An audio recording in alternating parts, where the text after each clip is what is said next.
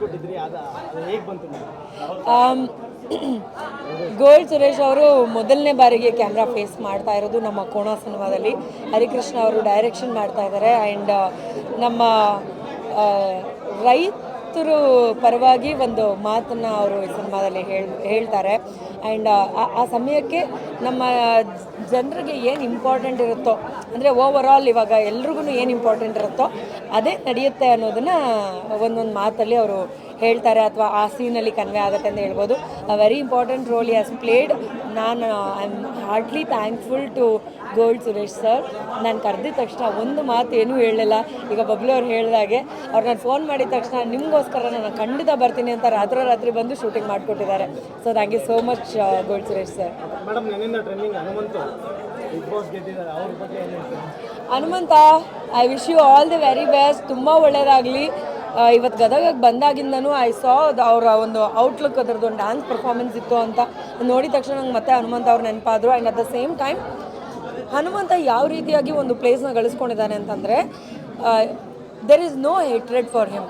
ಅವನ್ನ ಯಾರೂ ಹೇಟ್ ಮಾಡೋಕ್ಕೆ ಸಾಧ್ಯನೇ ಇಲ್ಲ. ನಾನು ಇವತ್ತಿನವರೆಗೂ ಪ್ರಾಬಬ್ಲಿ ಯಾವ ವಿನ್ನರ್ಗೂ ಈ ರೀತಿಯಾಗಿ ವಿಶ್ ಮಾಡಿರಲಿಲ್ಲ. ನಾನು for the first time Bigg Boss season 11 winner ಆಗಿರುವಂತಹ ಹನುಮಂತ ಅವ್ರಿಗೆ ನಾನು ವಿಶ್ ಮಾಡಿದೆ, ನನ್ನ ಸ್ಟೋರಿ ಹಾಕ್ಬಿಟ್ಟು. ಯೂಶ್ವಲಿ ಅಂದರೆ ಲಾಸ್ಟ್ ಟೈಮ್ ಕಾರ್ತಿಕ್ ವಿನ್ ಆದ ಎಲ್ಲರೂ ಶೇರ್ ಮಾಡ್ತಾಯಿದ್ದೆ, ಅದು ಟುಗೆದರ್ ಆಗಿಬಿಡ್ತು. ಅದಕ್ಕೆ ಮುಂಚೆನೂ ಕೂಡ ನಾನು ಯಾರಿಗೂ ವಿಶ್ ಮಾಡಿರಲಿಲ್ಲ. ಬಟ್ ಅದಾದಮೇಲೆ ಅಂದರೆ ನಮ್ಮ ಸೀಸನ್ ಒಂದು ಬೇರೆ ವರ್ಷನೇ ಇರುತ್ತೆ. ನಮ್ಮ ಸೀಸನ್ ಆದಮೇಲೆ ಮೊದಲನೇ ಬಾರಿಗೆ ನಾನು ಹನುಮಂತ ಅವ್ರಿಗೆ ಹಾರ್ಟ್ಫುಲಿ ಒಂದು ವಿಶ್ ಮಾಡಿದ್ದೀನಿ. ಒಳ್ಳೇದಾಗಲಿ, ಅವ್ರು ಚೆನ್ನಾಗಿರಲಿ, ಒಂದಷ್ಟು ಜನರನ್ನ ಚೆನ್ನಾಗಿಟ್ಕೊಳ್ಳಿ, ಅವ್ರ ಫ್ಯಾಮಿಲಿನಲ್ಲಿ ಎಲ್ಲರೂ ಚೆನ್ನಾಗಿರಲಿ. He is having the purest heart. So ಎಲ್ಲ ಒಳ್ಳೇದಾಗಲಿ. ನಮ್ಮ ಕನ್ನಡದಲ್ಲಿ ಹೌದು. ಐ ವಾಸ್ ಎಕ್ಸ್ಪೆಕ್ಟಿಂಗ್ ಆ್ಯಕ್ಚುಲಿ ಏನಂತಂದರೆ, there are few contestants, Shobha ಆಗಿರ್ಬೋದು ಅಥವಾ ರಜತ್ ಆಗಿರ್ಬೋದು, ಹನುಮಂತ ಆಗಿರ್ಬೋದು, ಇವರೆಲ್ಲ ವೈಲ್ಡ್ ಕಾರ್ಡಲ್ಲಿ ಹೋಗುವಂಥ ಕಂಟೆಸ್ಟೆಂಟ್ಸೇ ಅಲ್ಲ, ಫುಲ್ ಟೈಮ್ ಆಗಿ ಹೋಗಬೇಕಾಗಿತ್ತು. ಆ್ಯಂಡ್ ಒಂದು 100 ದಿನ ಏನು ಅಲ್ಲಿ ನಾವು ಟೈಮ್ ಸ್ಪೆಂಡ್ ಮಾಡ್ತೀವಿ, ಅಷ್ಟೂ ದಿನ ಅವರು ಬಿಗ್ ಬಾಸ್ ಮನೇನ ಎಂಜಾಯ್ ಮಾಡಬೇಕು. ಜಗಳ ಮಾಡ್ತಾರೋ, ಮಾತಾಡ್ತಾರೋ, ಎಂಟರ್ಟೈನ್ ಮಾಡ್ತಾರೋ, whatever it's their choice. But ಇವರೆಲ್ಲ more capable contestants. And at the same time Trivikram I was expecting, Manju ಅವ್ರನ್ನ I was expecting, Mokshitha, Bhavya, everybody was doing really good. But at the same time Hanumanthu was a clean chit.